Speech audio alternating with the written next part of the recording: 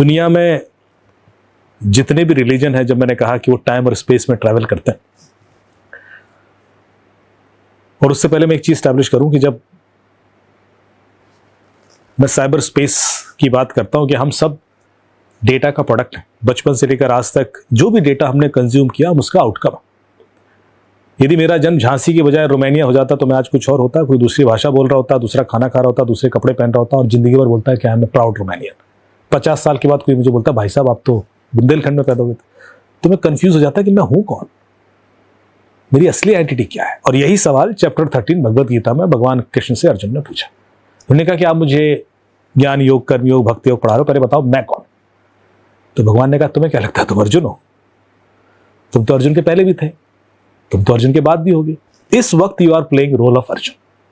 तो बोले क्यों रोल प्ले कर रहा हूं? बोले इसलिए क्योंकि बचपन से लेकर आज तक जो डेटा तुम्हें मिला, तुम उससे अर्जुन बन गए। गुरु से, टीचर्स, फ्रेंड्स, फोर्स, एनवायरमेंट। तुम्हारी जगह कोई भी होता वो अर्जुन ही बनता। कर्ण की जगह जो होता वो कर्ण ही बनता। तो ज्यादा फूलने की जरूरत नहीं है कि तुम अर्जुन हो तो समथिंग स्पेशल। तो अर्जुन ने कहा तो फिर मैं कौन? तो फिर भगवान ने दृढ़ दृष्टि विवेका का सिद्धांत दिया, टू रियलाइज हिम कि तुम कौन हो। और एक बात आप पहचान लेते हो ना कि आप कौन हो, फिर आपके संग कुछ अनिष्ट नहीं होता, फिर ना आप किसी का अनिष्ट कर सकते हो।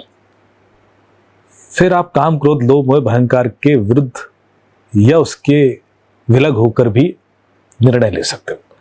ये जो जर्नी है, क्योंकि किसी ने तय ही नहीं कराई आपसे।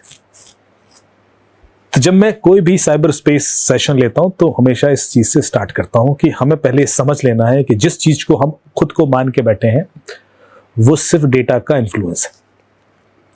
अब सुबह से शाम तक चूंकि आप कंजम्पशन चल रहा है, डेटा कंज्यूम कर रहे हो, तो आप उस डेटा के हिसाब से एक प्रोडक्ट बन जाओगे। और वो डेटा अलग अलग सोर्सेस से आप ही को कंट्रोल करेगा।